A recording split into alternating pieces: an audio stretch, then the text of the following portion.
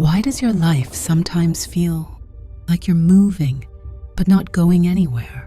Why do the same patterns repeat, the same conflicts, the same inner struggles?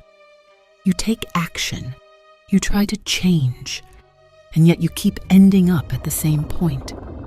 Maybe it's not because you're failing. Maybe it's because you are programmed. And the most dangerous part is this: you don't even realize it. Programming is not a bad thing. Without programs, you couldn't walk. You couldn't speak. You couldn't react. You learned how to walk. And today you climb stairs without thinking about it. Your body stores routines. Your nervous system stores reactions. Your brain stores patterns. Programs save energy. They create stability. They make life efficient. But not every program you carry still serves you today. No one is born neutral.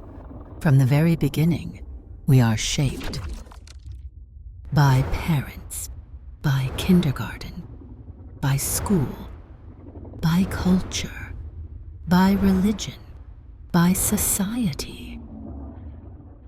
Everyone passes on what they themselves learned, and at some point, a sentence becomes a belief becomes an inner voice, and that voice begins to shape the way you live your life.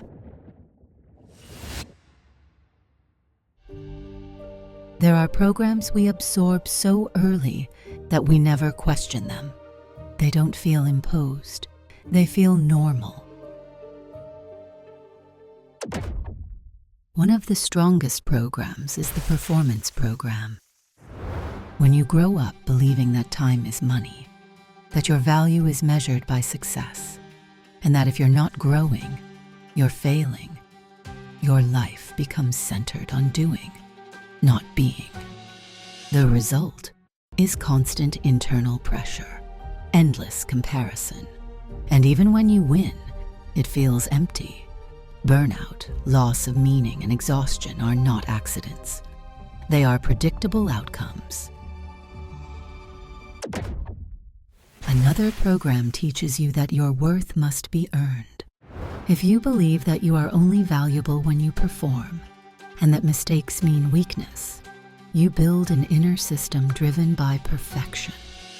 The result is fear of failure, chronic tension, and the sense that no matter how much you do, it's never enough. Some programs target emotions. When you learn to toughen up, to get over it, to stay strong no matter what, you begin to regulate yourself. The result is emotional suppression, difficulty setting boundaries, guilt when you rest, and dependence on external approval. You didn't choose these programs, you inherited them. And over time, they stopped feeling like beliefs. They started feeling like you. But the real trap isn't the program. It's the loop it creates, a loop your unconscious takes over, turning old beliefs into automatic reality. And what we uncovered today is only 3 of them. On Thursday, we'll reveal the other critical programs that silently keep you stuck. Once you see them, you can't unsee them. If this resonates with you, watch my deeper breakdown on this topic.